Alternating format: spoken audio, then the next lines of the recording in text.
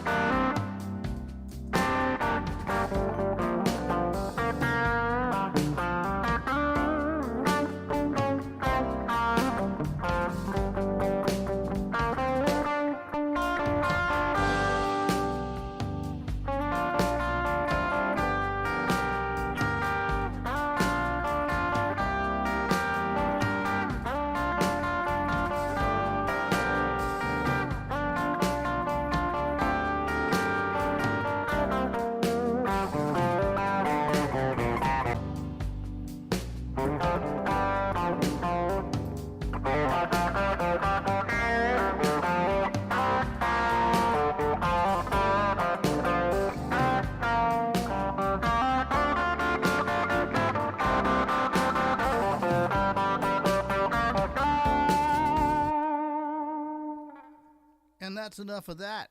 5 minutes of blues rock on a Friday.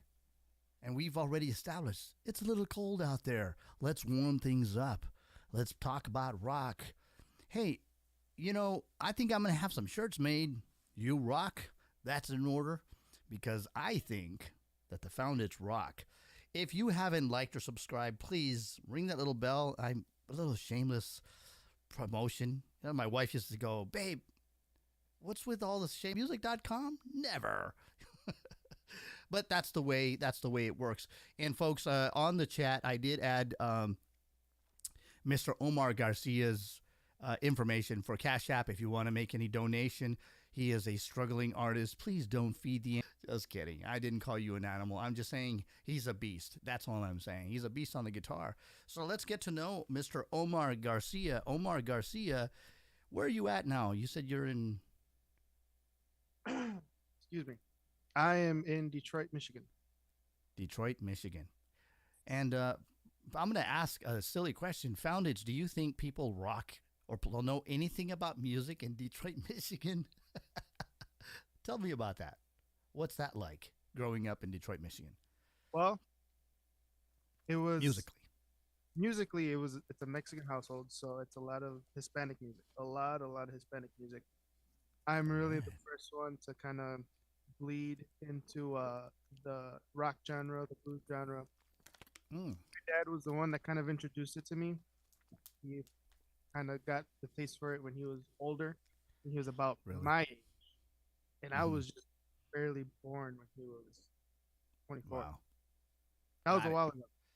That was a while ago, and so I So was dad was about. introduced to rock music and blues. And so when I was growing up, I don't know, I just when I started playing guitar, that was like my first inclination was rock music. That was just Mm, caught my eye and got my attention. And then I got into blues. I really like the blues. That's probably like my forte. got it. Uh, but other than that, it's a very Hispanic household. A lot of Hispanic music. Interesting. Yeah, I grew up really similar, Central California. That dial went both sides. It went to either country and western, if you want to call that a different genre, and then the Mexican, and then that was the AM radio, and then the FM station was kind of being piped in. KLOS was the station out of LA, and so that's where I got bit by the bug, and it seems like I hear a lot of similar influences when I hear you play. So you want to talk a little bit about those? I mean, your parents or your family's obviously influences on you too, right? Do Yeah, they all play? they all play. Well, my dad's side of the family plays. My great grandfather was probably the one that really started it. Um, he, from what I hear, they tell me he just randomly decided to pick up a guitar and try to learn it. And so my grandfather and his youngest brother decided to follow, and they started playing music. My grandfather was in a band when he was about 11 until he was, if I'm not mistaken, he was in his 30s when he stopped playing music, and You stop playing. well, he stopped playing professionally.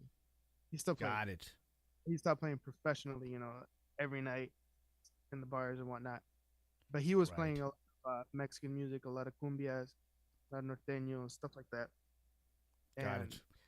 Good stuff too. Really good stuff. it is good stuff. I And so I didn't tell you. I did. Go ahead. Tell me.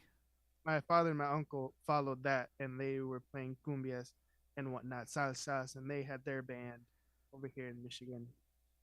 So it was like Wow. I was born with it. I always say I was That's literally born in it, wow. What was your? Did you? Were you born with a guitar in your hands? basically. They have a Must have picture of been me. tough. I was 1 year old Really? with drums and hitting a container. My mom's in the chat. She'll tell you I was banging everything. I used to get in trouble for banging pots and pans and cardboard boxes. This You memory remember? with a little kid drum kit when I was 4. Really? I had that. I remember very, very little, but I must have been like 2 years old because I remember seeing my dad playing in his band at a party, and for some reason that plays in my head often, and it's just a little snippet of me looking onto the stage, seeing my uncle, seeing my dad playing the guitar, and and then Very cool. fast forward, I was playing, a little drum kit, and I remember some neighbor broke my snare drum. I was kind of mad. Ah, And that's then funny. after that, I think they say I was 9 years old when I got my actual drum kit. It's a pretty decent drum kit. That's And then, funny. So you and I, we first started on drums. yeah, I started on drums. That's how I found music. Nice. Well, you want to tell us a little bit about your influences before you play your first track, or do you want to Sure. just get down to start playing I'll and talk show us about them? it. You'll probably All hear it. right. You'll probably hear it, but um, I'm gonna put on a Stevie Ray Vaughan backing track that I really like. All right.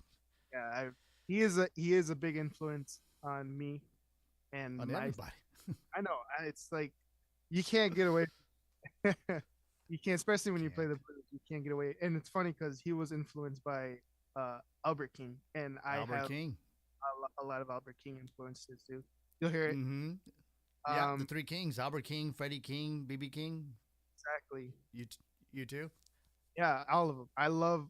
It's funny because I was watching a Albert King concert, and my wife's like, "What does he like? What make that bass?"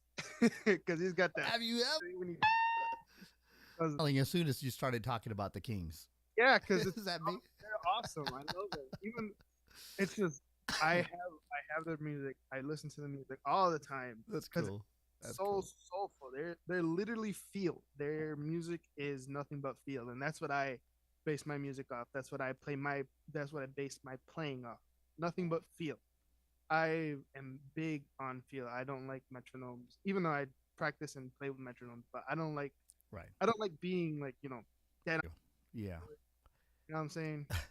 Everything sounds exactly the same. It's ultra compressed and everything's right smack on time. It's not like back in the day, music breathed. Yeah. If it was up to me, I would buy tape and record my stuff on tape. But Yeah. that's really expensive. And Have you heard stories that Dave Grohl bought? There was like a huge amount that was left, and he went out and bought a bunch of acetate. Did A he? bunch of that tape. Yeah. Yeah, I didn't and know. that's what they claim that he's recorded every single one of Foo Fighters albums with on tape. That's awesome. I absolutely Slash did the same thing with his solo album. He records Mhm. all his stuff on tape, and that's one of my other really Oh, big influences. Is Slash and his mic.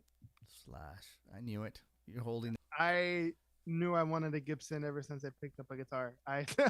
When I remember seeing him when I was younger, seeing like the Sweet Child of Mine video, and I'm Yeah. like, guitar. Oh, and my dad's like, yeah, yeah. Yeah. All right. Well, they're telling me that we're having some streaming issues. Found it's hang tight. We're gonna reboot this thing, and we'll be right back. Okay, hang tight, found it, and then when we come back, Omar Garcia is gonna melt our faces. Hopefully. Not literally, but rock out. Okay, hang tight, found it. We'll be right back.